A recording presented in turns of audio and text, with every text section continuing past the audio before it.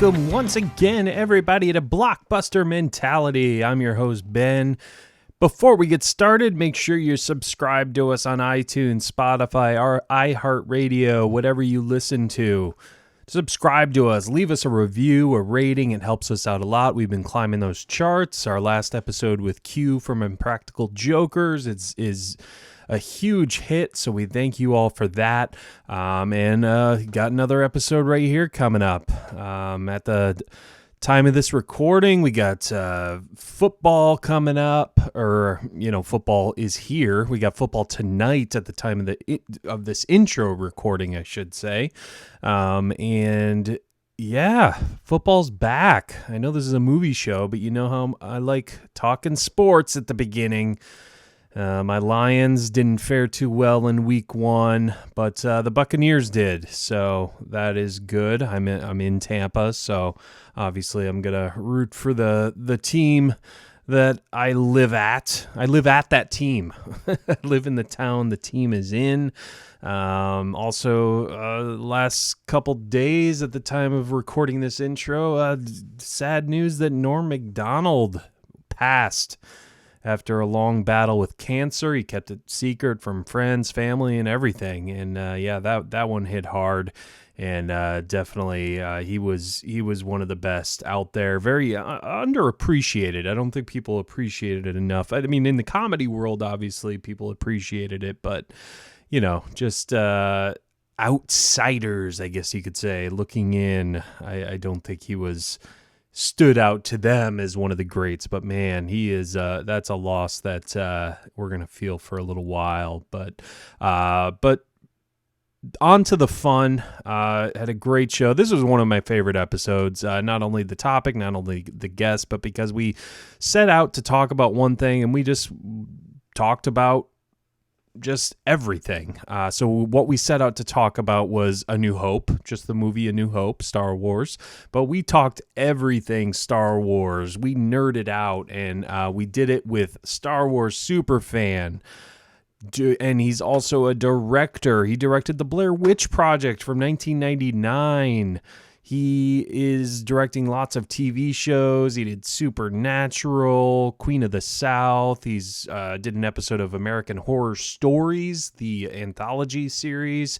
Eduardo Sánchez is our guest today, and we nerd out on Star Wars. If you are watching the video version of this podcast, make sure you check out the background, because he could have a museum with his Star Wars collection. It is very impressive. So yeah, we were gonna talk about A New Hope, and we reference it in the episode a little bit, but we just talked about Star Wars as a whole, talked about the prequel trilogy, the sequel trilogy, his thoughts on that, and obviously the original trilogy, and talked a lot of Blair Witch Project at the beginning, because we were very curious how that unfolded. It's over 20 years ago now, so but yeah, and a huge shout out and thank you to Dan Franco for hooking us up with Ed for this episode, and we talk about how they met, how they know each other too. So that was fun to learn. But yeah, me and Dave talk with Eduardo Sánchez about Star Wars. So here's our conversation.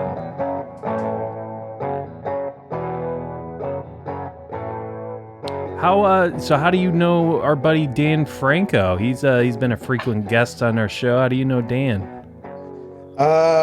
Dan has been, an actor, in this area for a while, and we've worked on a few things together. We kind of have the same circle of, acting and filmmaker friends.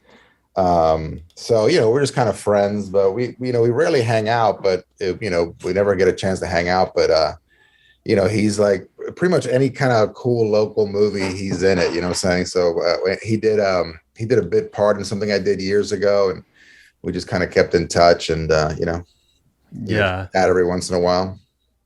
That's great. Well, he listens to every episode, so we love to flatter him, so he'll be very appreciated. Oh, he's a great guy, man. He's one of the best actors I've ever worked with, honestly. He's super talented. Yeah. So you're in the Maryland area as well then? You stay there? Yeah, I live in Frederick, Maryland, which is, I live like half an hour from where we shot most of Blair Witch. So. Okay. Oh wow. So that close, and obviously, Yeah, I'm still here, man. Yeah, said you ain't going nowhere, especially with the success of that flick. Yeah. I mean, it's what reached the 20th anniversary. What 2019, right? Yeah. So it's 22 years now. So it's it's crazy, man. I feel blessed to have been a part of it.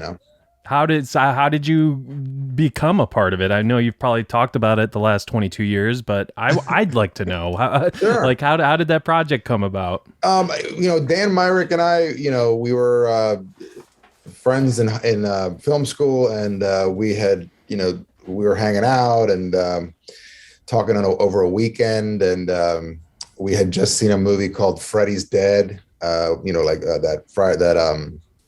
Nightmare on Elm Street movie, Freddy's Dead, which, was fun and everything, but it wasn't very scary. And we were, this was like early 90s, and we had, just gone through all like the Halloween stuff and the Friday the 13th and, a lot of the gore and all that stuff.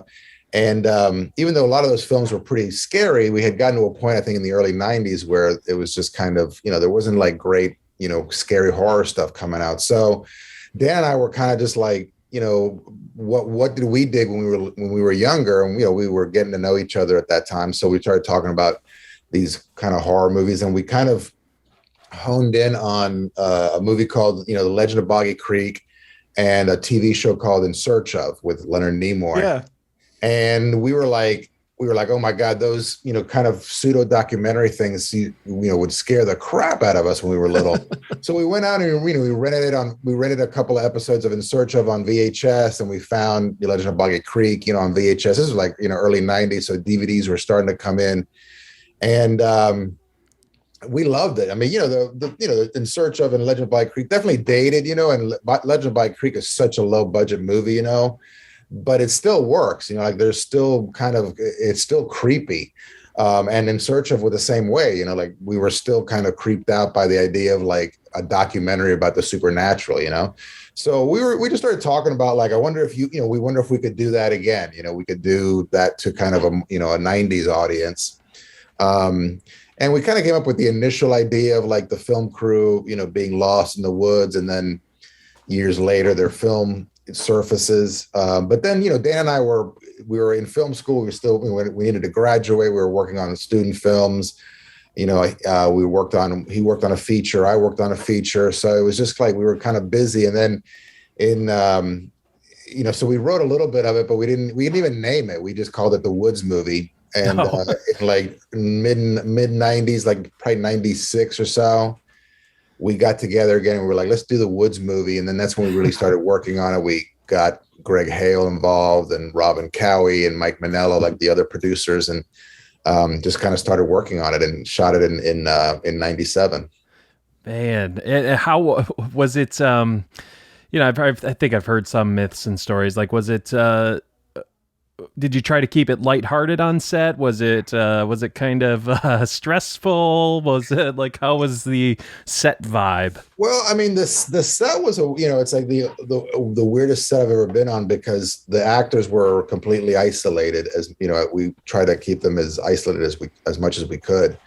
So basically, even when we go visit them, I would tell people, don't talk to the actors, unless they're asking you something specific or whatever, you need to talk to them. Don't communicate with them, like pretend they're not there. And then the rest of the crew, there was like, maybe 6 or 7 of us, a few, not all part full-time, but, by like 5 or 6, I guess, full-time people. And all we did was just try to keep, up with like what the actors were doing in the woods, and try to, we got things going, just basically prepared them for where they were going to land. But the actors were mostly by themselves the entire shoot. And so it was kind of a weird set. I mean, and the tension wasn't about like, trying to get performances or even gear or whatever. It was just basically, how are we going to, you got to stay ahead of the actors. We have to prepare where they're going, before they get there. And that was the biggest stress, because it was 24 hours a day. So basically, as soon as we started shooting, that it was going on, that the time clock kind of ticked down, so there was no resting, there was no day off, there was none of that stuff. So it was just kind of 8 days of full on production. So we kind of we slept where we could, and we just kind of broke up the duties, and just kind of made it happen. But it was fun. It was stressful, just like any other shoot, because you don't know what the hell you're doing. Right. It's gonna be good. Yeah. But it was it was a lot of fun. Really great team. When did you realize you had something with the camera on the actor's face? Because immediately, as a viewer, you start feeling like there's something behind you. There's something that there's some. That, and I always hate that feeling when there's some, even just someone walking behind me, it creeps me out. But that that point of view, when did you realize you had something really good with that? Well, I mean, we knew that that it's that kind of style of footage and kind of like style of movie worked. Again, In Search Of, Legend of Bayou Creek, like those things, were kind of like the predecessors of what we were doing. But, once we started watching the footage and started looking at their performances, and we watched the footage as much as we could, because like I said, it was a 24-hour a day, shoot. So we had very little time to actually watch footage. We were always trying to do, getting something else ready. But, we started watching the footage, and, the footage was different than what you saw in the movie, because, there was a lot of editing, obviously. So we mostly saw a lot of arguing. They argued all the time, and it wasn't just Heather and Josh. It was Heather and Mike, and it was just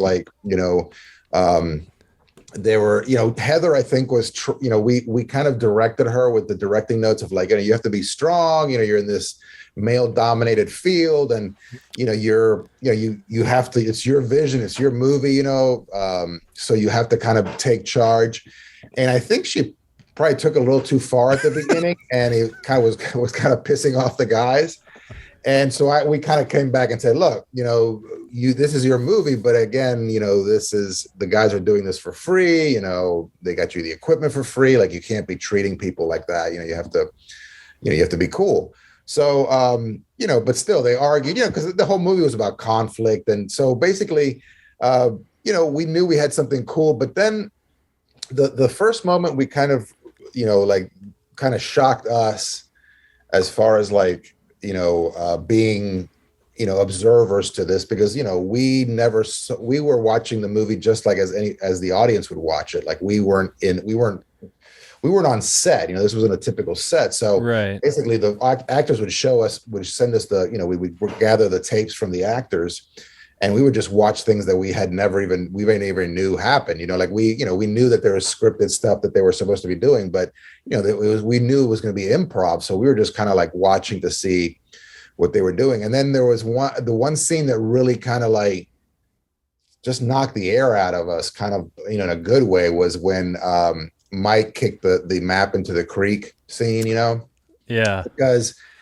Because that was just an accident. You know what I mean? We were we had a storyline. We were guiding them through the woods, and they were really good about hitting all the points that we needed to hit, character points and story points and all that stuff. They were just, we would give them little directing notes, and they were just really good at interpreting those notes and making them their own and kind of coming up with their own stuff. So Mike, a few days before had kicked the map into the creek just as a joke. But he thought that, they'd be like, oh my God, Mike, get the map. But nobody saw it. Nobody saw the map, float down the creek. So he was like, oh, what do I do? So he kind of, when do I tell these guys that I kicked the map? So he kind of let things, get, kind of brew, kind of reach the boiling point. Maybe nobody will notice. Yeah, maybe nobody will notice. But, Heather and Josh were fighting about it all the time. And the map was continuing to be kind of this friction between them. And, suddenly, he's like, I kicked that map into the creek. So, and the reaction from them and, just that whole scene to us was just that's the first time we had seen that, it was one of the biggest, unscripted beats that they did, So at that point we were kind of yeah, we might have something. I mean, if we're like reacting to it, in such a kind of a visceral way, other people are going to check it out. And then obviously once, we saw the, Heather's confession where she put the camera, that to us was like, holy crap, we might have something like really important, here, if we don't screw it up. So, there was clues along the way. Sure. But again, you know how it is. I mean, when you're doing a low budget movie, there's like no guarantees. And all of us on the movie had already been burned several times by like putting our hopes into, movies that we, projects, and then, nothing happening with them. So, we were always kind of like, all right, then let's not get our hopes up. This thing could crash and burn. But, it seems like we have something cool here. At least, maybe we could sell it to HBO or get a video deal or something. You know what I mean? So, and then we started editing, and, it started coming together, and we were, we started getting more validation from people as they watched it, And then not only was it, just for the horror genre, it's such a phenomenon, but like, what was your response to, I promise we're going to get to Star Wars, trust me. But yeah, no problem, man.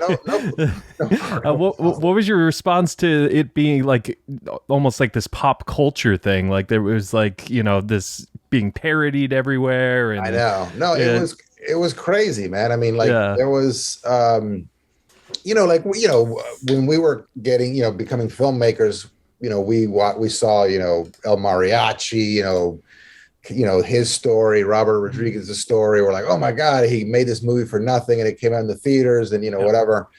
And the same thing with Kevin Smith and, She's Gotta Have It with Spike Lee. And, so, there was Steven Soderbergh, like there was a lot of like kind of indie filmmaking going on.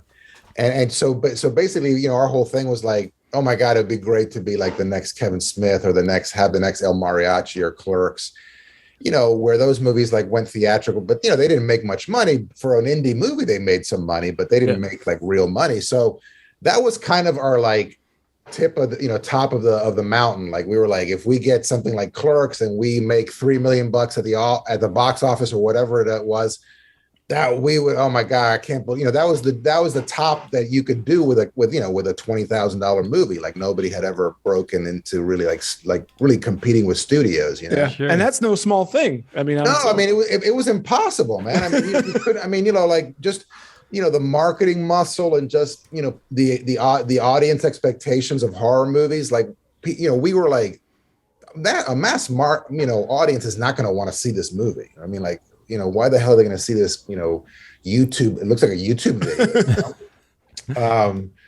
So we had no expectations. So as, we had, not low expectations because, those movies are amazing. And, we would be lucky if we made it to, to make it to, even when we sold the movie, we considered ourselves lucky. So then, when we sold the movie at Sundance and, there was a lot of buzz about it. Like, we had a website, for most of 1998 before we went to Sundance that had, got a lot of attention. And, for the internet at that time, it was a pretty big site, mm-hmm. we didn't market it or anything. It was just kind of word of mouth. And, there was just so much enthusiasm with fans, like even before people saw it. Like I remember one fan, this guy named Jeff Johnson, got on. He lived in LA and he got on one of like the big morning shows and was like, you guys got to check out this website. So, the DJs or whatever went on and like surfed the web for like 10 minutes and talked about Blair Witch. And even this is before the movie came out, and, our website blew up. I think the server crashed or whatever, but we got a lot of, and there was a lot of people all over the world that were like really into this movie and like really kind of becoming part of the story. You know what I mean? So we knew we had something that, we were like, all right, it's going to be a certain audience I think is going to dig this, but we never imagined that it was going to, do like actually compete with like real, studio movies and stuff like that. And then when it, that whole spring and before it came out, we got into Cannes and that was a big thing. And then as the movie was, being released, the documentary Curse of the Blair Witch came out a few weeks before the movie, and it was like the highest rated, like, some kind of highest rated in Sci-Fi Channel history or something, whatever original, I don't know what it was, but it broke records. And we were like, holy crap. Yeah. And we started getting these indications that the movie was going to be huge. And then, man, afterwards, like just every single time there was like, like Saturday Night Live and, the MTV Movie Awards and Mad Magazine. Like when I walked into a store and I saw the Blair Witch on the cover of Mad Magazine, and then inside and saw that like Dan and I had been like, immortalized in this, in the actual cartoon, I mean, we grew, Dan and I both grew up on Mad Magazine. So it was like, that was to me, like was the biggest thing. I was like, holy crap, we're in Mad Magazine, and then, like we were on the cover of Time magazine, and I remember it looked like, one of those mock-ups you could do at the beach or whatever, you could like get in front of like Sports Illustrated. Like, that's what it looked like. It was just a joke. But it was reality, man. And it was something that was just happening. And luckily it was like 5 of us, and we, anytime any one of us kind of got a big head, the other ones would kind of knock them down. And so it was good that we were a group. Yeah. I think that if I had done Blair Witch by myself, I don't know if I'd be talking to you right now. I think I'd be like a completely different person. I might be dead. Who the hell knows what happened? But like, because it was a crazy thing that was happening, and it just helped that you were in a, there was like kind of safety in numbers. Yeah, keeping you grounded. Yeah, absolutely. Would you be living in LA right now? I mean, I would definitely be living in LA, and I would have probably like, had a coke problem, and because that's the thing, man, is that like, once you have a hit in Hollywood, there's a lot of ass kissing that goes on, because everybody's trying. So like a lot of my times in LA, like all of a sudden LA it wasn't as fun anymore, because I realized that, there's just a lot of people that are just looking to, to get hired by knowing, by being your friend. And now I have a lot of good friends in LA, and I've met a lot of like really cool people, and like people that didn't give a shit about Blair Witch, they just, but at first there was, I can imagine like people were recognizing me on the street, man. Like it was just, it was about as close to like a rock star, lifestyle that I want to live in, but, and it was kind of scary, so that's why, that's why I live in Maryland. I think part of me like really, got scared that I would turn into somebody that I didn't really like in LA, Well, and it's hard to miss you. I see you're 6'7". I'm huge, man. So anytime I'm in a room or whatever, or I come in, people see me. So, whoever was, people, I guess in LA, people recognize filmmakers, and people were like, hey, yeah, I love the movie. And, it was kind of cool most of the time, but sometimes it was just like, kind of scary, Yeah. Like I remember this one. I was traveling, and I was at Dulles Airport, and I was in one of those little people movers, like the little buses, and this guy was like, "You're at Sánchez, aren't you?" I'm like, "Yeah." He's like, "I hated your movie, man." Like just kind of like for like 10 minutes the whole ride, like just talk shit about my movie. But but at the end he was like, but, it was cool, man. You guys did it. You guys, congratulations. Man. So, it was just like a lot of weird kind of things like what that. What a weirdo. Yeah, just kind of, so that, it kind of gave me a little taste of like, what Tarantino must feel like, or, Scorsese, or any of these like other like kind of, really really famous filmmakers, Right. Because everybody has an opinion, man. I wanted to ask, I see you have the sideburns, but they aren't quite as glorious as they used to be. No, we see a return. Yeah, I had like the hockey puck, hockey stick thing for a while, and then I just kind of got to a point where I'm like, I got kids now. I'm not like a rock star, so I have a little bit. I love to kind of make the little kind of little turn here, but yeah, I used to have them like to here. Yeah. Man, so. Those were great. Yeah, no, they were cool. I'm it's just like I look at the cover of Time magazine and I'm like, what the hell kind of facial hair are we, both of us like sporting? Like, what the hell's going on there? Oh man, but hey, you gotta take it where you can. Exactly, man. You gotta let it. Can't sweat too much. Sweat it too much. Exactly. Now, before we get into the movie too, what are you currently working on, or what were you working? I know a couple of months ago we were emailing back and forth. You were on set. What do you got going on?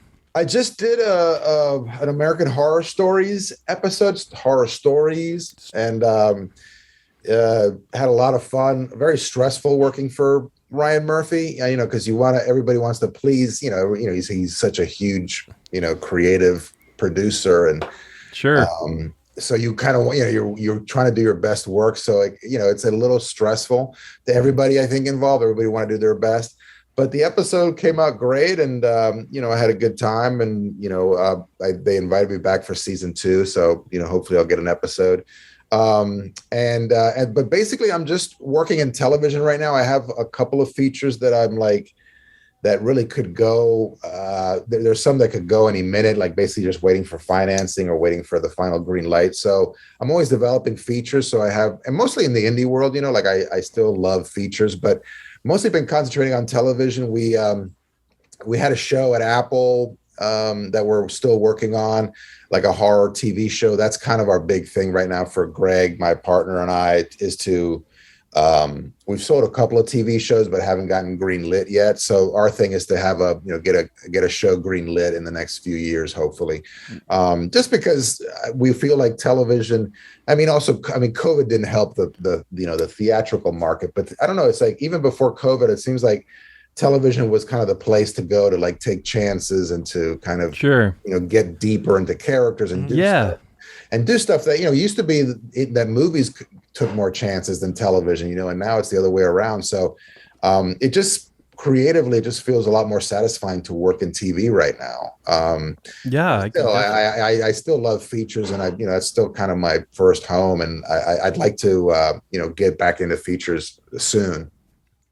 Yeah, it's TV. Yeah, there's so much you can do, and it's just so much story to tell. It's insane.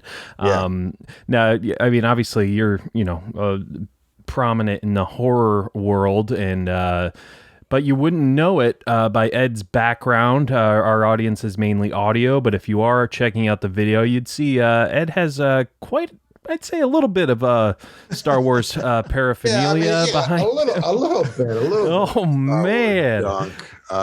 Coming from a Star Wars museum, it appears. Yeah. It's basically like a glory, like a Star Wars museum in my basement, and it's kind of one of these things. Like I always talk about it, like I'm half proud and half ashamed of it, because I love it. I love Star Wars. I love displaying stuff, and but at the same time, I'm like, what kind of hole do I have in my heart that made me go this crap around me?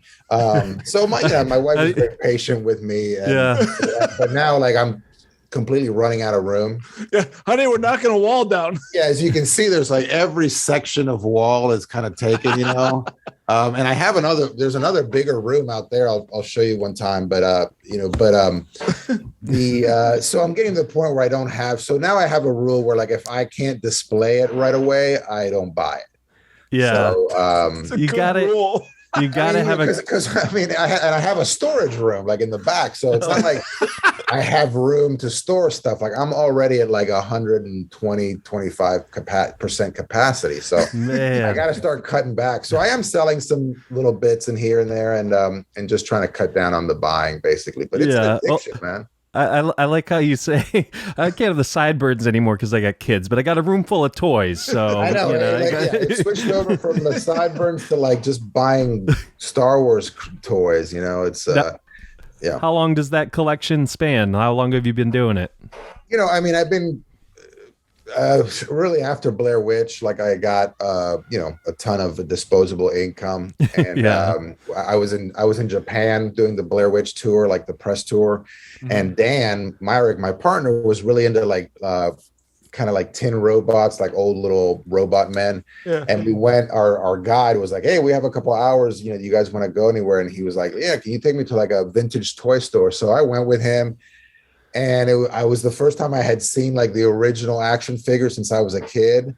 And he had them like all loose. He had some carded. He had like a land speed. He had all these things. And I was like, and it was a little store. I don't know if you've been to Japan, but the real estate is very, expensive there. So it was like literally like a little closet of a store. It was smaller than my office. And I looked around, and again, I was making a ton of money at that point. I said, how much for all the Star Wars stuff? and the interpreter was, and the guy's eyes were like, what? So I bought I think I got like $1,200 worth of Star Wars stuff that day, and he shipped it to me in the US, to the US, and then I discovered eBay, and then it was all downhill. Yeah, they it is an addiction. Before this podcast, collecting was my money pit. Now this podcast is my money pit. So I had to trade one for the other. But now what did you collect? I collected Star Wars figures as well. I collected Marvel figures. I mean, it came to a point where I was just like, oh, there's a new action figure coming out. I really want to get that, and it was just and it becomes kind of like not about the thing, but I'm all like about the chase, and right. It's a little unhealthy sometimes. Yeah. I gotta back up. I gotta back off of this a little bit because I'm getting obsessed. So. It is a hell of a collection. I'm just looking around and everything looks amazing. Yes. To be honest with you, not to try to help you along to get some. I'm gonna look for something that's missing, and then maybe that you can go find that. Yeah. That'd be a good thing to do. It's like it's taken over my basement, and so. Yeah. We'll see what happens within the next couple of years. I mean, the dream is to do like a little, museum, like a little nonprofit museum, but I'm a little busy for that right now. Yeah, someday though. Hey, something to look for. Yeah, exactly. If anybody out there is interested in, managing a Star Wars museum in Frederick, Maryland, give me a ring. Dan Franco, maybe. Dan, go for it, man. Yeah, maybe Dan Franco will come out. Exactly. So I want to know, where did this all start? How did you get to where you are with a problem? Let's just go to the beginning. Yeah. When was the first hit? When was the first hit on the vein? And what gave you that love too? Man. I mean, I was 8 years old when Star Wars came out, and I remember I didn't even see it. It took me like a couple of months to watch it because there was so much buzz about it. And there was anytime we would try to go to the theater, the whole day sold out, and and I was 8 years old. It's like you don't have many options. Basically, if your dad doesn't want to drive you, you're kind of screwed. So, and my dad did love to go to the movies, but he didn't like standing in line and any of that stuff. So we would end up going to see something else. And but I just love Star Wars from the commercials, first of all. It was just the coolest, the trailers were like the coolest thing I'd ever seen. And then just the reaction from my friends, it was like I was almost like ashamed to have not seen it. And it was like this club that I wanted to be a part of, So I loved Star Wars even before I saw it. And then when I finally saw it, it was just like a dream come true, man. It was literally like looking at another world. It was like I'd never seen a film like that. And I think that it wasn't like something where I'm like, oh, I'm going to be a filmmaker now. But I think that, and I think a lot of people my age, like I'm in my early 50s, I think a lot of filmmakers my age, were inspired by Star Wars. I think that a lot of filmmakers are filmmakers because of Star Wars, because there had never been anything that widened your the possibilities of what a movie could be. You know what I mean? Like the summer before Jaws had happened, and I had seen Jaws, though I don't know why my dad was taking me to Jaws at 7 years old, but he took me to a bunch of very inappropriate movies. But Taxi Driver. Yeah, no, not that bad, but okay. there's some bad stuff because my dad is Cuban. I'm Cuban too, but. So he didn't speak English. So basically, if there was ever a movie playing in the theater that had Spanish subtitles, he would go take me to see it. So it could be anything, man. Yeah. So I saw some movies that I'm like, what the hell am I seeing here? Anyway, that's a different podcast. Yeah. But once I saw it, it kind of made me believe in this magic. It really was to me, watching Star Wars was a little bit like when Harry Potter discovers that he's there's this world that he belongs to, this magic world, you know what I mean? Yeah. And not that I was an orphan and, I lived under the stairs. I had, my parents were good to me. I had a good life, but all of a sudden Star Wars gave me a club to be something to be a part of, part of my geekdom. I guess you can call it geekdom now or whatever, but it was I was part of this club now. and all my friends were in it, and it really sparked my interest in how they did it. So I would get Starlog magazine and Fangoria. I started getting Fangoria, and then there was anything that had any kind of article about Star Wars or how they made it or interviews with the actors or whatever. I would try to find it, and then I started getting interested in movie books and this and I was a little kid, so there was very limited. And also I was growing up, like I grew up here in Maryland, so yeah, it's not a film mecca. Like I didn't know any filmmakers. I didn't even know anybody who worked in television, other than like maybe the newscasters, right. It was kind of, I was as far away from the film business as possible, but at least it gave me this interest and just kind of gave me this fever to like know anything about how they make movies, Well, it's kind of like our hero Luke in A New Hope. I mean, it's when he's looking out at the that probably my favorite movie scene of all time, with it, or movie shot at least, of him just looking out at the sun, looking to see what else is out there, and then he finds that. Just the yearning of like being stuck in a place, and as a kid, obviously, at least when I was a kid, I was, there's always this thing of like, when am I going to be an adult? God damn it. When am I going to be an adult? And you're like, shit, so I think that like, I want a room full of toys. Yeah. Well, and I got it. When can I justify a room full of toys for, 52-year-old man? So it was like, so for me, it was like this, it was very analogous to like, childhood, like being stuck as a kid, but seeing like, oh, there's the future, there's my, the promise, but still being stuck, living with your parents, and, for Luke, living with his, aunt and uncle and working on a moisture farm, which can't be too much fun. No, we're still not really even sure what moisture farming exactly is. It's just basically farming water, man. They do that. Yeah, it's literally I mean, obviously I'm a big Star Wars fan, so I've read a lot of the books and stuff. And there's a book called Obi-Wan, I think, which is about Obi-Wan and his adventures on Tatooine, and it explains a lot about water, about the vaporizers and the systems and all that stuff. Probably too much. So, but we'll probably see that in hopefully we'll get a lot of vaporizer kind of stuff in the Obi-Wan TV show. You know what I'm saying? I know, man. Yeah, that's what I was gonna say. How excited are you for that? Because I mean, that's gonna be. I mean, if it's anything like The Mandalorian, I mean, it's gonna be amazing. But maybe we'll have a canon explanation on the science behind moisture farming. Yeah, they're pulling it from the air. What are they doing? they pull it from the air. That's exactly what they do, man. There you go. Yeah, but dude, I mean, for me, like the Star Wars TV shows is like, I mean, obviously I'm a huge fan of them, like Mandalorian. I think, like my wife, who doesn't really like, she doesn't even like Marvel movies. Like she watches the Star Wars movies, but doesn't like say, hey, let's watch it again or whatever. She loved Mandalorian. Mm-hmm. So I'm hoping that, the other shows are also, equally compelling. But my thing professionally, my whole thing is like, I just want to get in there and direct a few episodes. You know what I'm saying? Like that would be to me like, oh man, yeah, true. And I know I'm friends with Robert Rodriguez, who, did Boba Fett, the book of Boba Fett.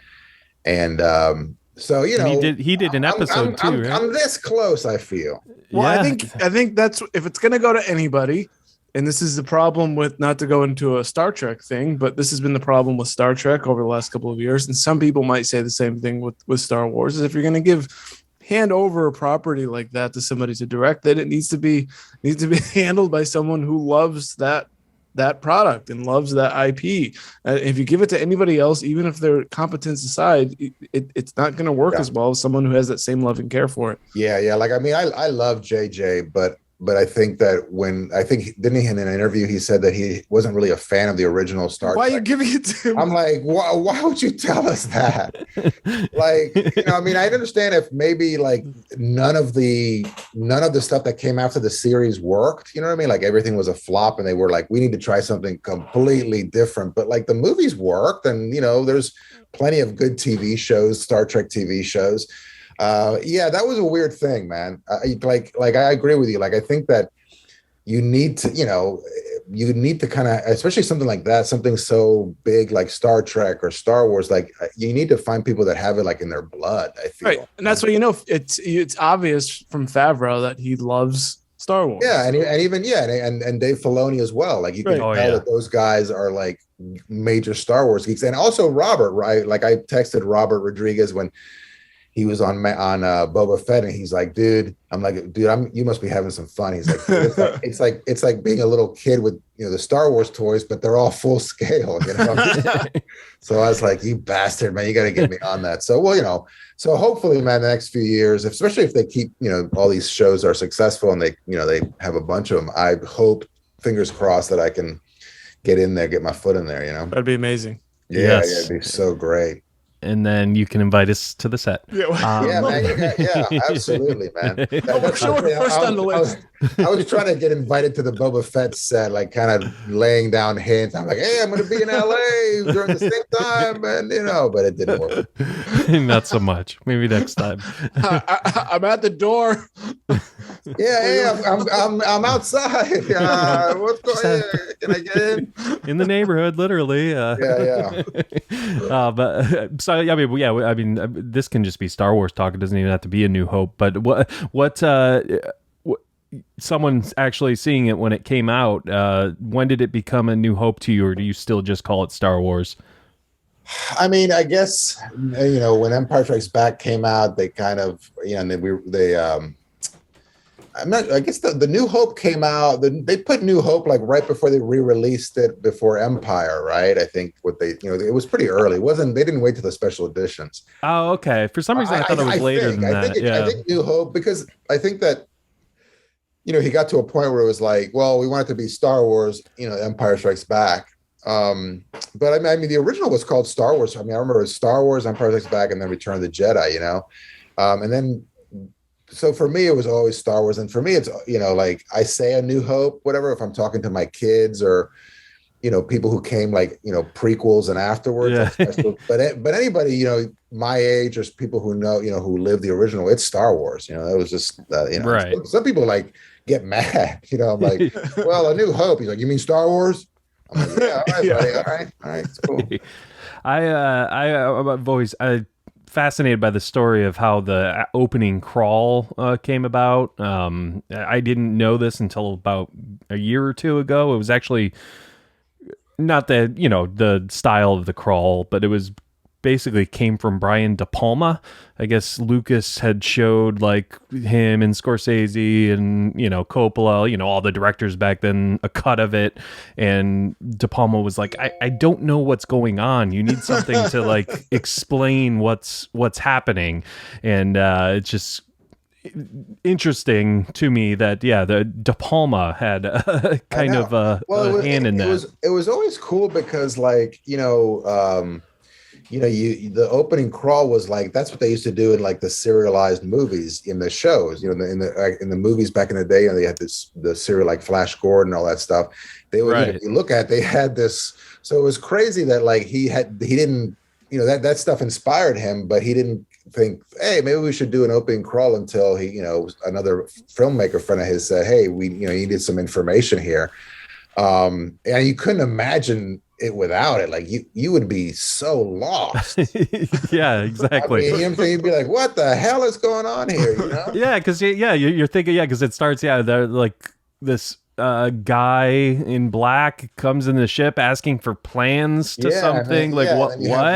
Yeah, no. I mean, it would be like it totally made it. And also like, I just I knew about this, but I was reading again recently about like how, like George Lucas had to quit the DGA in order to like to not have his name at the, in the head credits, like to have just Star Wars and its star. Like you couldn't do that back then. You had to like you gotta have all the credits, man. Oh, wow. So I didn't know that. Wow. Yeah. So just the idea of like doing just that was like, just not allowed. And, and they say he quit the DGA. I'm not sure how, accurate that is, but he had a big, kind of a big kind of fight with them because he wanted the beginning to be, just like not like a normal movie, which was, that's what was cool about Star Wars, man. I was like, never seen anything like it. Yeah, it just anything opens like that. Yeah. just boom, starts with that John Williams score. And then you tilt down, and then the Star Destroyer, the Rebel Blockade Runner goes, and then the Star Destroyer. Like I remember watching that in the theater and going, it just looks so huge. Like it just went on forever. You know what I mean? Yeah.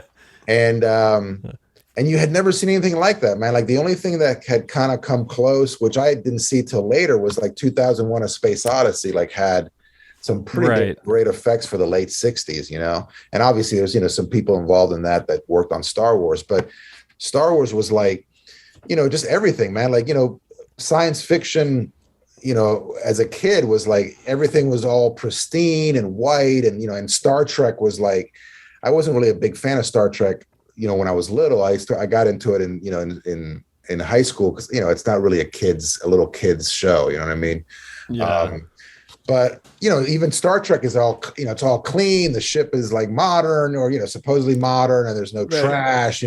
Star Wars was like, no, man, everything's used, and there's probably homeless people everywhere. And it looks like, it just looks like a real lived in society. And I think that was like such a genius move. Like it like clicked, like it made it real, even though you're looking at like outrageously, ridiculous things. Just the aesthetic makes it work, Right. Han Solo doesn't have this, beautiful ship because he's the cool guy. He has this like hunk of junk. Yeah, it looks like it's falling apart, man. And everything, and the, like just the the stormtroopers having, dirty armor and stuffs, and like, that's like, you never saw that, what I'm saying? It was always very, everything was pristine. That's why I think I loved Rogue. And then obviously the special effects were like, how the hell was this done? And then the music, like that was, I was familiar because I was a big soundtrack geek pretty early on. I think right after Star Wars, like I kind of got into John Williams, and then I got into, Jerry Goldsmith and John Barry and, all the famous composers of the time. And I, by basically all I listened to were soundtracks as a kid, Yeah. I was a really weird kid, man. What do you got? I got, I just got the Tron soundtrack, the LP, Wendy Carlos, man. I'm loving it. Have you guys got it yet? You want to rock out to that, bro? Yeah, it was that kind of thing. But, John Williams, like you look back and you listen to that score, and like I we went a couple of years ago to one of those like, how they play the music live and they play the movie. Yeah. Went to see like A New Hope with John Williams wasn't conducting, but actually Anthony Daniels introduced it and stuff. It was really cool. But, just listening to the music live, you like realize like what a freaking, like that music made the movie, like I think Spielberg and Lucas owe like so much of their careers of like the of what they did in their careers to John Williams, because 100%. Obviously they're talented filmmakers. Spielberg is one of the best ever, but you take the music, that John Williams music, out of Jaws or whatever, and it still works, but you could imagine like it just didn't click. And the same thing with Star Wars, man, from the very first, dun, dun, like that freaking, and you're like on this ride, and just never had seen anything like that, man. It was just, it was, and or heard anything like that, so it was just like, there's so many crazy innovations, Yeah, I mean, and Star Wars obviously inspired so much more, and like was ahead of its time, and inspired other movies. That's why I said, I think in the E.T. episode we did was, I think John Williams might be the most important artist in cinematic history. Like, just because again, it would have worked, with Star Wars, but without his style of score with that, like, because like you look, like like I'm a big sound. I have like 2,500 soundtrack CDs. Like I'm a big soundtrack geek also, and obviously I have pretty much all of John Williams stuff, and Jerry Goldsmith, Ennio Morricone, like all the classics, and and really Jerry Goldsmith and probably John Barry in that era were like the big composers. John Williams was coming up. I think Jaws kind of really blew him up, But I compare like the stuff that John Barry or, Jerry Goldsmith was doing, like Jerry Goldsmith did the soundtrack to Star Trek, the motion picture. John Barry did the Black Hole, like to me, it's like, I love those composers, but I don't know if they would have been able to I don't think they would have been able to create the magic that, that John Williams was able to create, you know what I mean? And it was very much, the music was very much a gateway to all those movies, and I think you're right. I think John Williams, to me, it's like, because I have, I have it on random, and sometimes a song comes up and you're like, holy shit, I didn't even know some obscure John Williams movie, and you can hear like the influence, and you're like, man, there's just magic there, you know what I mean? And so I think you're right. I think there's some, as far as like, the far-reaching effects of his style, I don't think there's anybody been more influential. I think you're right. So I have to ask, because Blair Witch does not have any a John Williams type score, to say the least. Because they're out in the woods, obviously.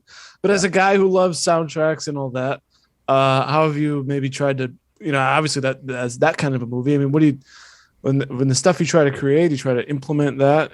Well, I mean, the problem with my films is that they're mostly small films, like I've never done anything over $5 million. So they're and I've always been in this, and obviously 5 million is I'm very happy that I got even that, honestly. But a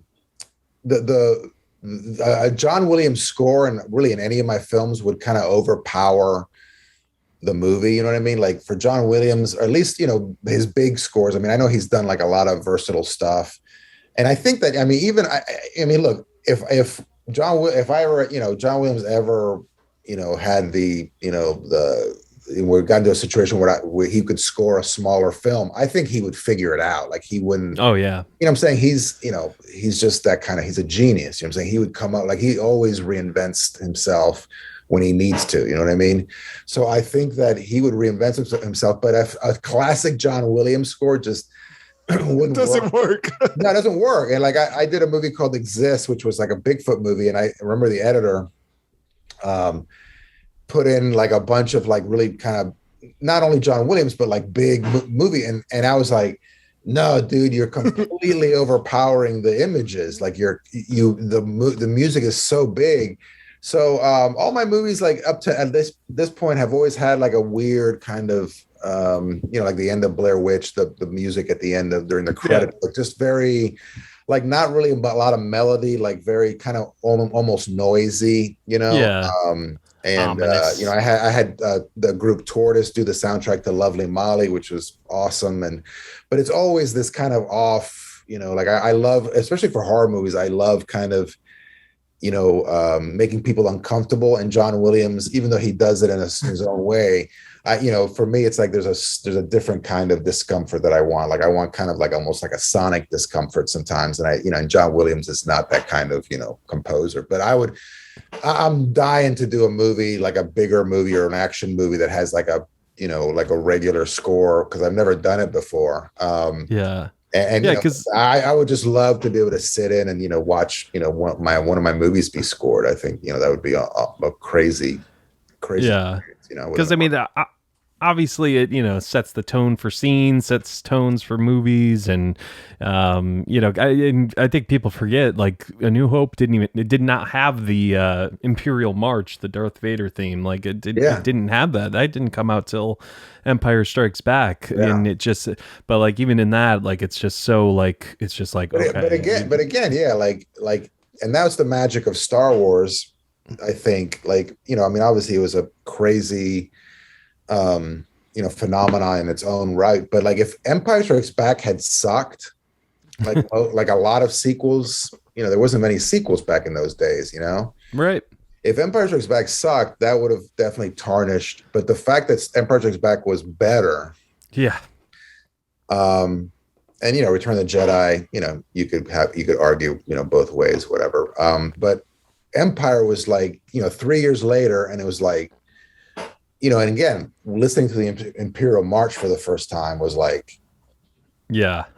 Like something. It was almost like John Williams is a lot like the Beatles. I think like the Beatles. I think somehow magically tapped into like these melodies of old, like from our ancestry or something. Like there's something familiar about like Yesterday or like yeah.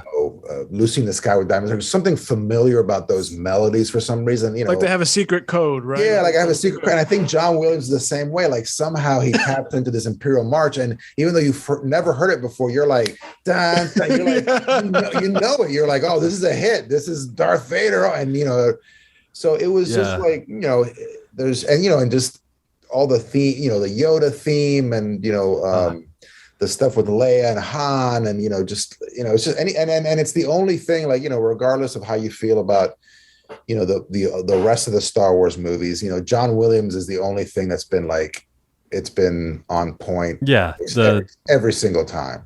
The most consistent thing, consistent quality wise. Like if there was a good movie to be pulled out of those prequels or whatever. Yeah. John Williams was part of the reason that any of that stuff worked. This is what I want to know. I want to know your thoughts on all those other movies. Those the prequels, the sequels, and then there was. I mean, I love Star Wars. Like I love, as you can tell. I don't know if you can tell by just a little bit. I love like the design of it. Like I think it's like the most talented, not only like filmmakers, but production designers and, visual artists, special effects. Like it's the top, and even toy makers. Like it's the top of the, that's the most advanced, the best people making these movies and, coming up with the makeup and special effects and, animatronic stuff, all that stuff. So for me, even though I don't like, I dislike certain parts of the movies, and some of the movies infuriate me. I still love them. Like I just watched, Attack of the Clones the other day, which I think is probably the worst movie in all of the 9, movies in the Skywalker saga. There. But still, I mean, that battle at the end, it's still like those ships and just nobody does it like George. You know what I mean? Like he is a great world builder. So the prequels I think are.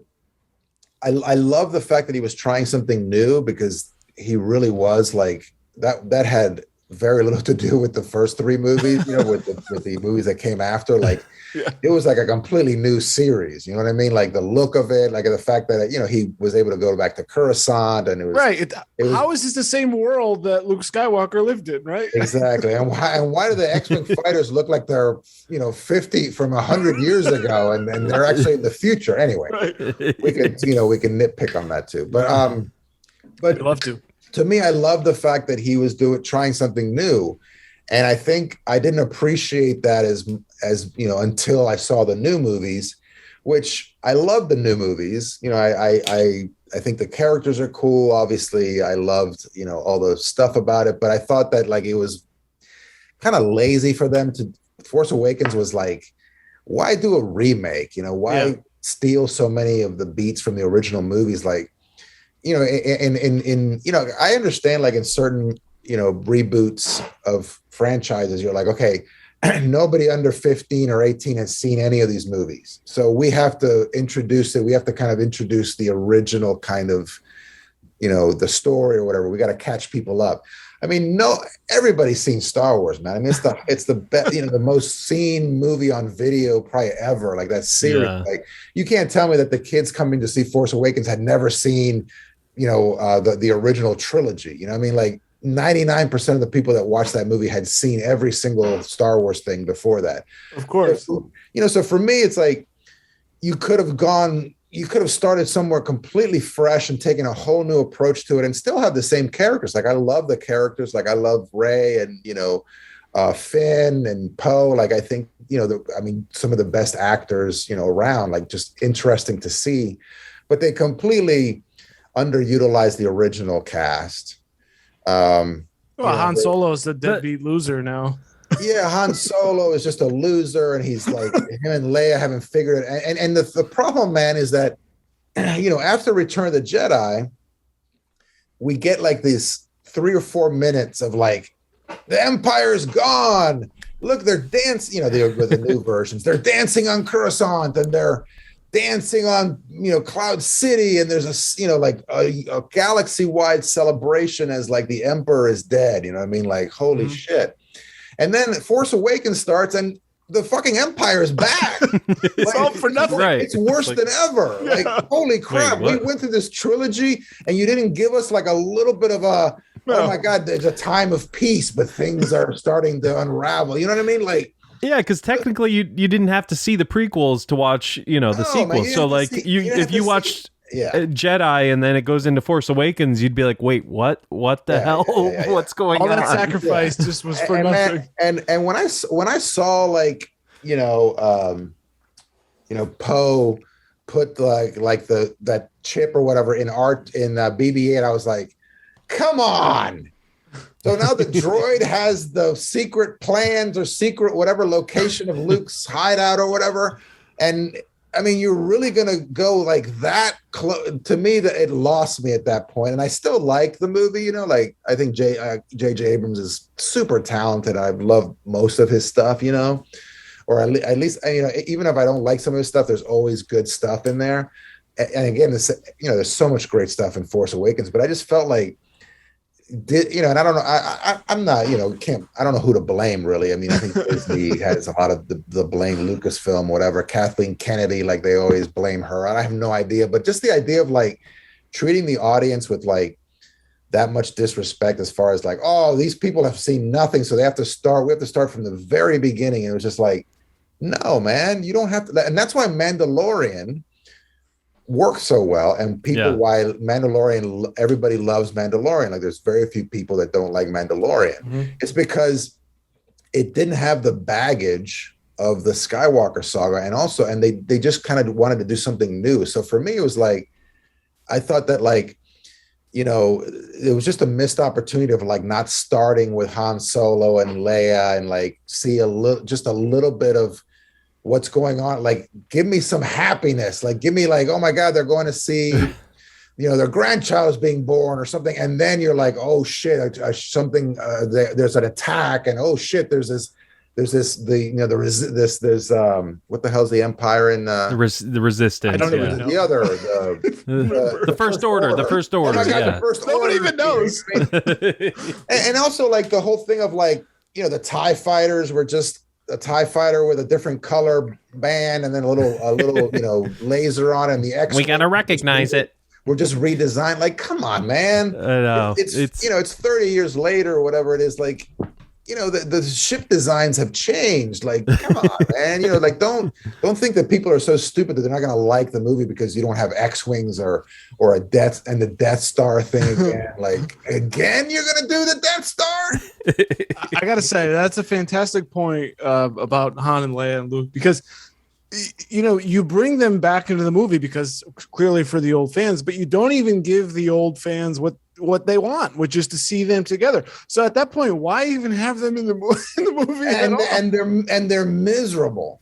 Right. Like you've caught, you know, and you know, in Last Jedi, you know, Luke is basically an alcoholic, or you know, like you know, drinking the blue milk, and like he's crazy old man on an island. Like, really, that's not what I want to see, man. And also in Last Jedi, like when they showed the X-wing underwater, I was sure that I knew the end of the movie. Like I was like, oh my God, some messed up thing's going to happen, and the end of this movie is going to be Luke raising that X-wing fighter, and you're like, oh my God, Luke is going to, and the next movie starts with Luke completely kicking ass, and you know, you can kill him there if you want, but let me see Luke really kick ass, not a holographic projection of him. Let me see Luke really kick you know, a battalion of stormtroopers asses, and like, right.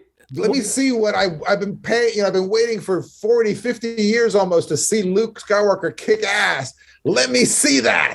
Even you know what I'm saying? Like you even, you know, they George gave us Yoda kicking ass. Right. You know what I mean? Yeah. Like, Well, the sequels don't bother me until I start thinking of what could have been, like what you're saying. Like, it's just like, oh man, like when you saying how like the end could have been him lifting the X-wing up. I mean, like to me, like, yes. like to me, like the end of you know, and I like Last Jedi. Like, I don't, you know, you know, it was a good movie, and Rian Johnson's a really talented filmmaker. But like the end of Last Jedi, I'm like, what do I? They're basically, there's the rebellion. Nobody came to help Leia. Like, they're just, what the hell? What am I got to look forward to in the next movie? Like, they're just, you know, it's like they've gone from bad to worse. And to me, it's like you could have done that. You could have been like, oh my God, Leia and, you know, the last bits of the Resistance are about to get slaughtered. And then, but have Luke come in, like really Luke, like have a real scene between real Luke and real Leia. Like, can you at least give me that? Well, the best we can get is a CGI version in Mandalorian. That's the best we can get. Yeah, exactly, man. And, you know, so to me, it was just like, you know, I don't know, it was a little lazy and a little like didn't satisfy the itch, you know. My biggest issue, I think, with the sequels is just production wise, how they didn't have a plan to begin with for the trilogy. Like, they just kind of went like, all right, you're a director, you can come in and do your thing. You're the next director, do what you want. I don't understand that at all. And look, I mean, like, to me, I know that like Rise of Skywalker, I think a lot of people hate it, but I really loved Rise of Skywalker just because JJ got a complete shit sandwich. You know what I'm saying? Like, yeah, not that Last Jedi was a shit movie, but like where do you go from Last Jedi? You've killed Luke, you've killed Leia, you know, like you're about to kill Leia. You're like, there's like, you know, like where the hell do you go from there? Han is gone, and you know, there's like, to me, it was like, what do Plus, we have? I mean, and then he had the uncontrollable circumstance of, you know, Carrie Fisher passing. So like, exactly. He couldn't even, and that's the thing is like, to me, it was like, what is he, you know, the shit that was part of the shit sandwich, the main part of the shit sandwich. Cause you know, the third one was supposed to be about Leia, you know what I mean? Right. And the idea that like, he actually came up with something that actually was kind of cool, and like the Leia thing is kind of satisfying. Like, you know, it's not the best thing in the world, but and the fact that, you know, the end is, you know, like you kind of end up liking Kylo Ren and Rey. I mean, you know, and the Emperor kind of, it makes sense that he's still the bad guy. You know what I mean? After all this time, how much do you think the prequels would have been enhanced if an actor like Adam Driver, let's say Adam Driver was that age when the prequels came out, Adam Driver played Anakin?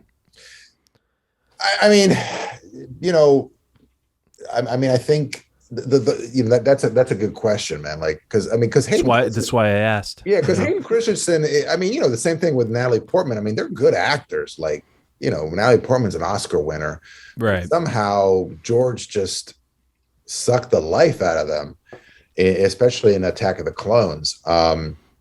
So I'm not sure if an Adam Driver would have helped, you know? Yeah. I mean, look, I love George Lucas, and part of the reason that I'm talking to you here and I did Blair Witch was because George Lucas got me into filmmaking, you know? Mm-hmm. And I think that the prequels are, you know, even though they're not perfect movies, there are a lot of great ideas in there. There's so much great artistry in there. And, but I think that, you know, George hadn't directed anything in like 30 years or whatever. Right. You know what I'm saying. And I think that, like, me personally, like I've you know, ever since I started directing television, I'm such a much better director now. Like, I'm just faster. I can find scenes. I can work with actors faster. I know what I want, you know, because you know, you're exercising that muscle. So I couldn't imagine having not worked on anything for, like, you know, whatever it was, 30 years.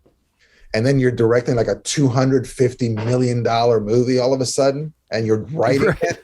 Like, this is madness. And obviously, you know, he could do it because it was his, you know, it was his property, his companies, and I respect that, you know, and to me, like, I'll support that decision. But if it was me, I would have directed maybe a smaller film, a couple of smaller films. Like, I would have just gotten my feet wet a little bit, and then said, okay, now I'm going to go and direct, because there's a certain stiffness in the prequels, and Revenge of the Sith, a little bit of that thing has it's a little right. like Revenge of the Sith flows better because it's his third film. He's working out the kinks. He's working out the kinks, man. He's becoming a better director, you know. And I just think that's a great point.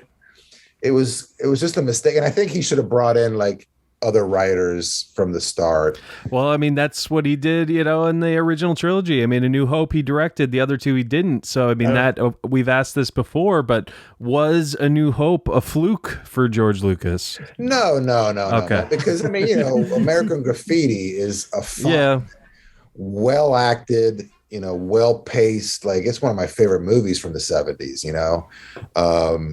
So I think, you know, he hasn't directed that many movies, but, you know, I think he's got the skills.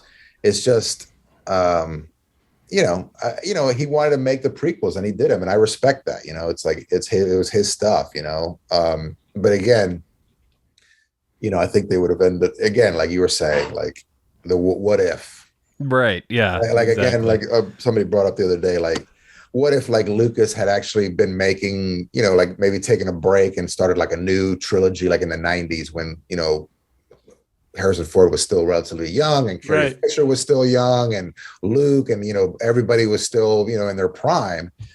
Instead of waiting until, you know, they're all, you know, Carrie Fisher like literally died during production of the last, you know, couple movies. And now let's make a fifth Indiana Jones. Yeah, and again, like you look at Harrison Ford in some of those like questionable Harrison Ford roles, like from the '90s, and you're like, God, if they would have just made another freaking, you know, just every 5 or 6 years, if they would have done an Indiana Jones movie, except waiting until he's like in his freaking 80s, and he still looks great. It does. And actually, you know, Kingdom of the Crystal Skull, even though everybody hates it, like for me as an Indiana Jones movie, it still worked. You know, like even him as an older dude, I'm like, you know, it still works. You know what I'm saying? Not it doesn't work as well as Raiders or, you know, Temple of Doom, but it still works. So again, it was just kind of lost opportunities. But you know, what are you going to do? I have to ask. Well, first of all, real quick, is I find the prequels more rewatchable than the sequels. I do not go back to the sequel movies. I just don't. But I wouldn't mind just throwing on Phantom Menace and like that. Leave that aside. But I want to know your thoughts, Ed, on Rogue One. I loved it. I think it's like definitely the best, you know, post, you know, original trilogy and prequel trilogy. I definitely think it's better than any of the sequels. Mm-hmm. And again, I think the reason it's better is that it doesn't have as much baggage as the Skywalker saga movies. You know what I mean? Right. And the same thing with what's one of the reasons I think why Solo didn't work. I mean, first of all, they released it too soon after Last Jedi, when Last Jedi had not really energized the base much. You know what I mean? So they released it like 6 months after Last Jedi, and you know they're surprised that it didn't do any business. But to me, the main flaw in Solo was that you're asking us to like replace Harrison Ford, who's like one of the most beloved actors of any era, especially of our era. Of, you know, I grew up. I mean, he's my favorite actor for sure. Of, you know, as far as like, you know, Blade Runner, and I mean, even his flops I like. You know what I mean? Like he's an interesting actor who's like made the best of the talents he has. You know what I mean? And but I think that wait, what were we talking about? I completely lost my train of thought. You were talking Solo. But you're asking me to like believe that this guy who was really, you know, who was a good actor is Harrison Ford, and it's just too much baggage. You're asking me to you know, it's just too much. You know? And I tried to put that aside and just all right, it's the character Han Solo, but it's just like it doesn't work. And then another thing with Solo, like, why is this such a dark movie? Like. Yeah. I mean, Solo should have been like, I mean, I understand that Rogue One was a dark, you know, it's a very adult movie. It's the most adult Star Wars movie. I mean, like everybody dies at the end. Yeah. You know what I mean? Like, it's like the most, you know, there's no sequel to Rogue One, you know? Yeah. So for me, like, you know, Solo should have been more like, all right, let's putting a little bit of the original color palette back and like not light it like it's freaking, like a freaking horror movie. Like, Yeah. the first half hour of Solo, you're like, you can barely see what's going on. Yeah, man. there's that Like, weird car chase in the beginning. there's no reason for it, and then the problem with Solo also was that I'm a big fan of like the original of the one of the book trilogies, like the Rebel Dawn trilogy. I don't know if you guys ever read, you're probably not as Star Wars geeky as I am, but there's this trilogy. There's this trilogy of Han Solo books, and if you read any Star Wars books, and you're a Star Wars fan, you want to read any of the books, I think these are the books that you want to read. There's 3 books, and it's not the original Han Solo sequels that came out in the 80s books, but the ones that I guess they came out in the 90s or early 2000s. But there are 3 books, and it literally starts with Han Solo like as a kid, an orphan on Corellia, like being basically pressed, by a pirate gang. Like they just grab him off the streets and they put him on a ship, and then you're like, okay, now you're part of the crew, kid. Oh, man. And the fact that like there's a Wookiee there, like a Wookiee woman that befriended him, and and that's how he learned Wookiee, and that's how he learned to love Wookiees. And so basically he was raised by a woman, a female Wookiee, which I thought was I just love that, you know what I mean? Yeah. So he meets Boba Fett, he meets Lando, and at the end of the 3rd book, he literally like Luke and Ben are coming to sit down with him. That's great. And it ends there. That's great. Oh. And it's a great story. Like I was like, oh my God, if they can make this in the movies, it would be great, because at that point you start as a little kid and you're able to like accept, okay, we've never seen Harrison Ford as a kid. It gives you a little more chance to accept him as Han Solo. Mm-hmm. And then when you switch up to like the older, actor, then it, I don't know. I think it would have helped, I'm saying, if you would have kind of given me, but it was just like this, it just wasn't. It wasn't what I wanted, man. So those books didn't do the wonderful choice of having the Empire give him his last name. No. And it's like, who cares? Like, right. Did you ever wonder where Han Solo got his last name? No. Right. Yeah. Never. Like, it would have been way better if he just said, I'm alone, Solo. Like, and he just gave his own last name. Exactly. But it was just, it was just like they were kind of filling in holes that didn't need to be filled in. I do appreciate that. Speaking of the books real quick, Dave, sorry Dave to cut you off, but I appreciate the new canon they made when Disney bought it. I do like that they try to keep it all together, and I've been into all the canon books and all that. And speaking of Rogue One, Catalyst is an amazing book, I thought, for to read. Absolutely, man. I think that they did I've read, there's so many books. I probably read about half of them at this point. Yeah. I was trying to go through all of them, but I got to the point where I just couldn't read any more Star Wars books. It's a lot. But if you guys get a chance, read those first, the Solo trilogy. It's just really fun. And they're also like, you notice, I'm sure you guys noticed that they're pulling things from the like unofficial books. Yeah. They're Thrawn came from there, and they're pulling a lot of like cool ideas. So I thought, I love that. Going into Solo, I was like, oh, they're going to pull some of the best stuff from the books, but they didn't pull anything, man. I was really disappointed. I want to get back to Rogue One real quick, but I have to ask you, Ed, is Darth Maul dead or alive? Should he be dead or alive? You mean like as far as like in the Mandalorian? Did he die in Phantom Menace according to your brain? He died in. Okay, look. Yeah, look. You got to kind of suspend your little, a little bit of disbelief. But if they had brought Darth Maul back, and it had been like this kind of like almost like they had brought back, like they did in the sequels with the original characters, like bring Han Solo in, give him very basically and nothing to do, and then kill him at the end. I would have been like, nah, that's a waste of Darth Maul. But they did some cool stuff, man. Like, did you guys watch Clone Wars? Yeah. I love that he was kind of losing his mind. Yeah, and, I like that too. Like I thought that was like, that was cool. It was like this really darkness. Now, the fact that they're continuing to keep him, I think it was like one of those.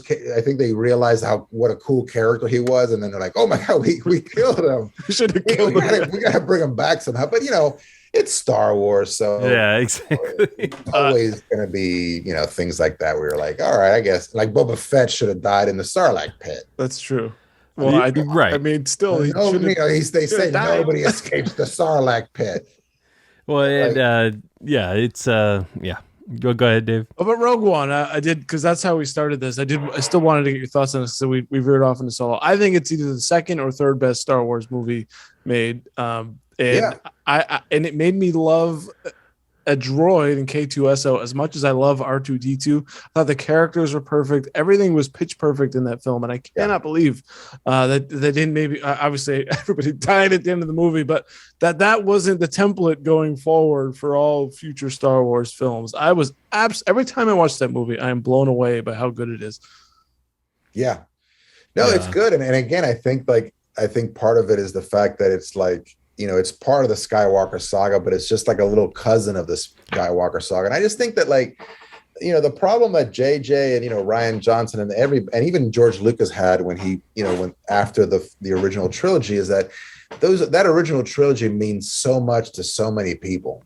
You know what I mean? Right. So there was no winning. You know what I mean? Like, if they had done like what I wanted to do, somebody else would have been mad, and I would have probably been mad at something. You should have done something different. You know what I mean? Like, you can't win. That's why people ask me sometimes, like, would you ever want to direct the Star Wars movie? I'm like, not a major Star Wars movie. No. Like, if they get to a point where they're doing like kind of offshoots, like little, $10 or $20 million, like little side Star Wars movies, like direct to, Disney Plus or whatever. And again, like the TV shows to me is like perfect, like a perfect thing. Mm-hmm. But as part of like the official canon of Star Wars, like that's a lot of pressure, man. And I don't know. And also like, I think that with a movie that big, like I'm not sure how much, like even JJ didn't have autonomy. You know what I mean? And if they didn't give JJ autonomy, they're certainly not going to give me, final cut or, let me make all the, major decisions, you know what I'm saying? So yeah, I think that there's a certain amount of like, sure, it would be cool to direct a Star Wars movie, but in the end, like if you logically go down the road, I would get eaten up and, it wouldn't be a great experience, So, but a TV show, sure. I mean, I could direct a Star Wars TV show tomorrow, I'm completely confident in my abilities, Well, we got to make a hashtag or something. Yeah, we got to get some kind of a change.org or whatever. Some kind of petition going or something. No, I mean, I have a lot of connections, at Lucasfilm, and again, I know Robert Rodriguez, so hopefully it's just a matter of time. Before, all right, let's just bring this guy in and see what he can do. So. I got to ask, what if you could develop any Star Wars show, if you were given the reins to say, all right, Ed, go make a Star Wars show, what would it be? I would I would kind of follow the Mandalorian model, which is like find like a little corner of the world and then go crazy there. Like I've always thought like a Star Wars horror movie would be cool, like like a group of rebels and like a squad of Imperials are like stuck on a planet, and there's like you could do any kind of creature you want in the Star Wars my god! But and they have to kind of come together to help each other, and or something like that. Something far away from the center of the Star Wars world. And what would this be rated? Dude, I mean, obviously, I would love to do a rated R, Star Wars horror movie with like, crazy gore and stuff. Oh, like the ghost of a Sith. Yeah, I mean, like supernatural stuff, man. Like really kind of, do a Predator style, even. Maybe? Yeah. Like I think the idea of the adventure of like a planet that's like inhospitable and there's weird shit, and then also there's like monsters and they're fighting each other, whatever it is. I think, it would lay, some cool stuff. And also like the idea that like, I would love to take like a squad of stormtroopers and make them the good guys. Mm-hmm. Like there's like the rebels there or whatever are just fucking assholes. And, I don't know, whatever it is, you know what I'm saying? Something where like they've been so far and it's just like, kind of like Saving Private Ryan, man. It's just these guys trying to survive, and it's just normal guys, and you get to know, you get to like, so it's something like that I think would be cool. But That's intrigued. That's what's intrigued me about some of the new canon books is just having, seeing the side of the Empire where it's like these are just regular people who they wanted to join the academy like Luke even wanted to do in A New Hope, And they ended up in the Empire, Exactly. And I do apologize. We're at 1:20. I didn't mean to do this. I usually stick around an hour. I do apologize. No problem, man. I mean, we're talking a subject that kind of that I could talk about all day. So it's sacred. It's sacred. It is. Yeah. It's and then real quick, what? So how much do you think did Rogue One enhance A New Hope for you? Yeah, absolutely. Yeah, it's like seamless from the end of Rogue One to the beginning. No, I mean, that's the whole thing, man. Is that like when when they do things right, they do things really right. But they don't do things right, all the time, unfortunately. And look again, I'm not sure what happened with the production of Rogue One. I think it was just as tumultuous as any of the other movies. But for some reason, just the idea that I think fans like us just gave it more wiggle room because it was first of all, a serious movie. There was no silliness in that movie. It was right. It was hardcore, man. And then also the idea that it wasn't, you didn't have Leia or Luke or Han Solo nobody from the original trilogy was in it. You know what I mean? So I think that helped. It's the same thing with Mandalorian. To me, even the stuff with Boba Fett, I think that's unnecessary. I think they cater too much to the original stuff. Right. Sometimes I'm they didn't need to make that that connection. That's my whole thing is I think that they underestimate the idea that that the Star Wars universe is so diverse that they feel like we got to do something from A New Hope. We got to give an Easter egg. And it's no, you don't. You don't have to put, just the world itself, will give you plenty of opportunities to see things that happened before and the timeline are going to happen afterwards. But you don't have to be so clever and it just becomes like they're trying to cater to the fans too much, and it's no, the fans want to see new stuff. They don't want to go back and rehash what happened in New Hope. They just want to see something fresh. You know what I'm saying? 100%. 100%. What do they call it? Fan service? Yeah, it doesn't all need to be fan service. Yeah, exactly. And it's cool. I love the Easter eggs. I love seeing Boba Fett. I love that. But again, it's make it more subtle. Such a the whole coincidence thing of C-3PO being built by Darth Vader, right? And ending up with Anakin. It was did it have to be that? Did C-3PO really have to be built by Anakin? Does that make it more special? It just makes it kind of more convoluted. So I think that, they do that in Mandalorian sometimes a little bit too much. Okay, we didn't need to go there and do that. Right. And, see that. But, it's cool, obviously. Yeah. I'll take it. I'll take it, and the thing about them is that, there's enough new stuff that, it kind of, when they do show stuff, it's at least they're giving us some new storylines and some new characters and new exactly new ships. Even not the original, they're going off bringing in Ahsoka and all that. And to me, I like that stuff. You know what I mean? But I think that, definitely.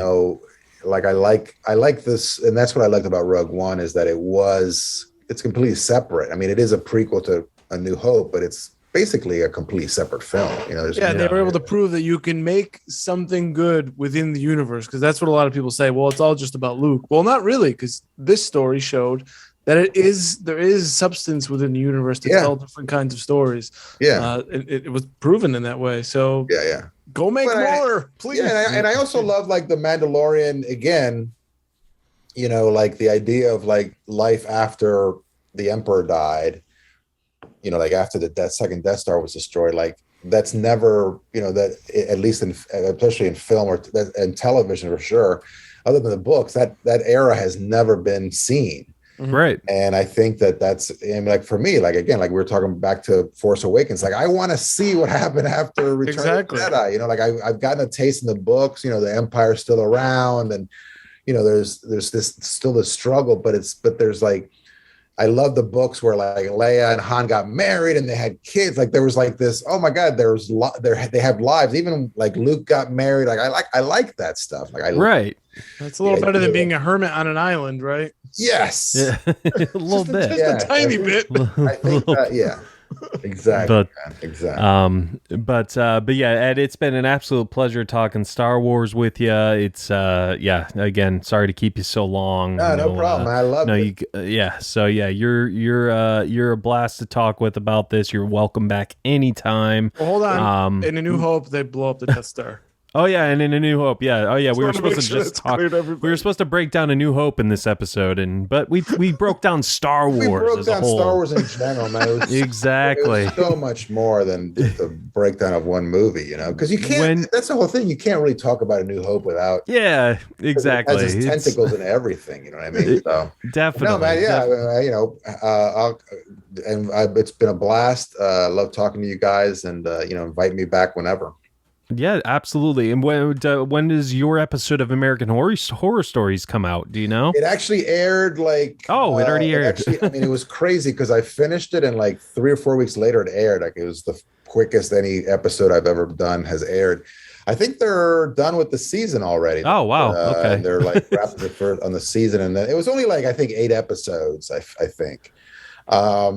But no, I'm like now I'm just like kind of we're working on a feature right now that my partner's writing.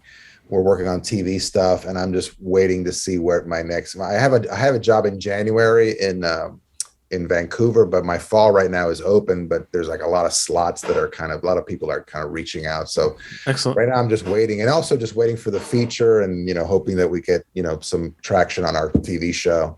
So Well, and collecting Star Wars crap. Yeah, that takes a big part of your time. It's a time waster, man. That's Well, we cannot wait to see your episode of a Star Wars show. So we're looking forward to that. For sure. After I do it, I'll come back and talk about it. And geek out. We can geek out together. Sounds Can't great. Wait. All right, guys. All right, man. It's been a blast. Thanks a lot, man. Appreciate it. Yep. Have a good one. Take care.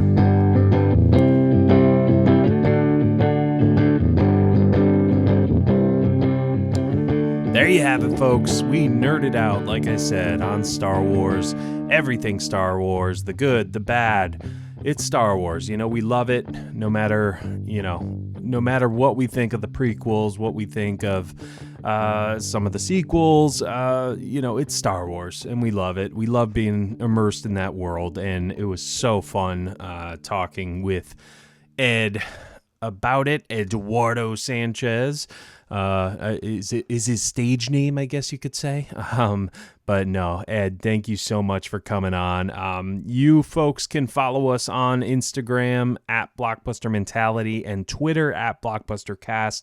That's where you get all the updates on the show and when they'll come out and everything like that. If you go to our website, blockbustermentality.com, that also lists the latest episodes. So just, and past episodes, we try to be a timeless show where you can go back and listen to past episodes. It's not, all movie news or anything. You can go back and listen to what we thought about Shawshank Redemption or Raging Bull, or, these are all just timeless episodes. So go back and take a look at our past episodes. So, but again, so much fun on this episode, and I hope you all enjoyed it. But all right, folks. Well, that is it for me, for Dave and Ed. I'm Ben, and as always, grab some popcorn, grab some snacks. We'll catch you guys at the movies.